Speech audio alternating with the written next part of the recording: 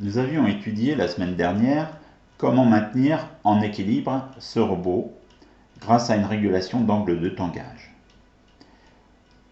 Nous avons réussi à le maintenir en équilibre.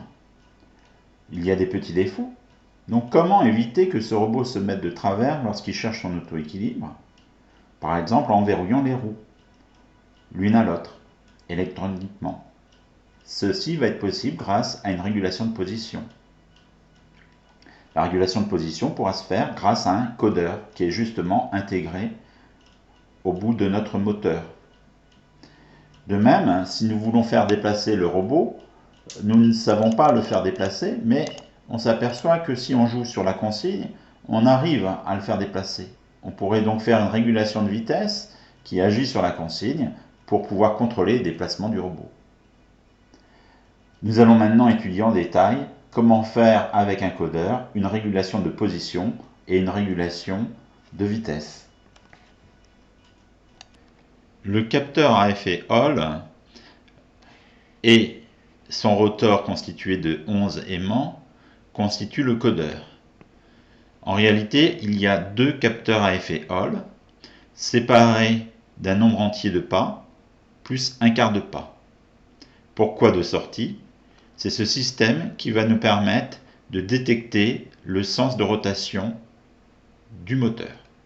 Test de notre premier programme codeur. Lorsque je tourne, il compte des impulsions. Ces impulsions sont positives dans ce sens, donc marche avant, et négatives dans l'autre sens, marche arrière. Ce codeur va nous servir à faire une régulation de position. Je vais demander au robot de faire un tour complet grâce au nouveau programme que nous avons réalisé dans ce TP. Un tour, ça correspond à 330 impulsions. Je constate que ma pastille est bien revenue à sa position. Donc ma régulation a l'air d'être précise. Ma régulation est-elle stable? Visiblement, sur cette courbe, on constate que c'est stable. Maintenant, si je force sur le capé, eh bien, je vais devenir moins stable. Et si je force encore, je vais carrément devenir instable. Pas encore instable, mais très proche.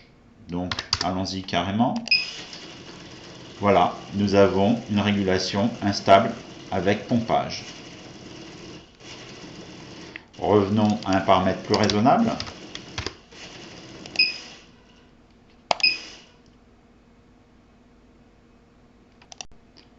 Est-ce que ma régulation est rapide? Quand je regarde cette courbe, j'ai tendance à dire oui, je reconnais un second ordre, une asymptote nulle au départ, un dépassement très limité.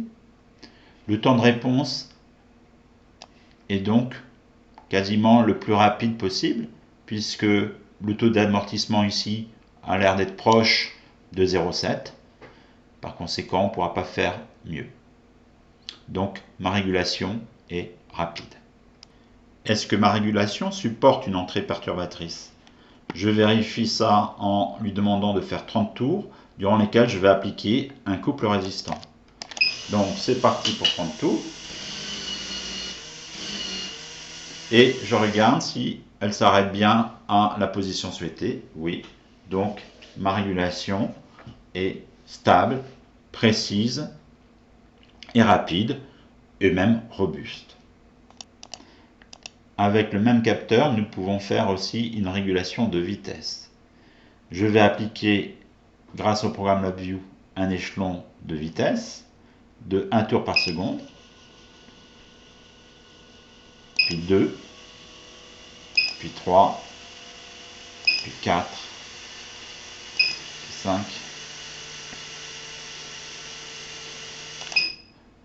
Je constate que la régulation en bleu est beaucoup plus précise, puisqu'elle suit parfaitement l'échelon une fois le régime transitoire passé. Par contre, la courbe qui utilise que la régulation P a une erreur statique qui devient de plus en plus importante. Il faudra donc choisir une régulation PI pour une régulation de vitesse. Voilà, il suffira maintenant de mettre en œuvre toutes ces régulations dans notre robot pour le contrôler parfaitement. Merci.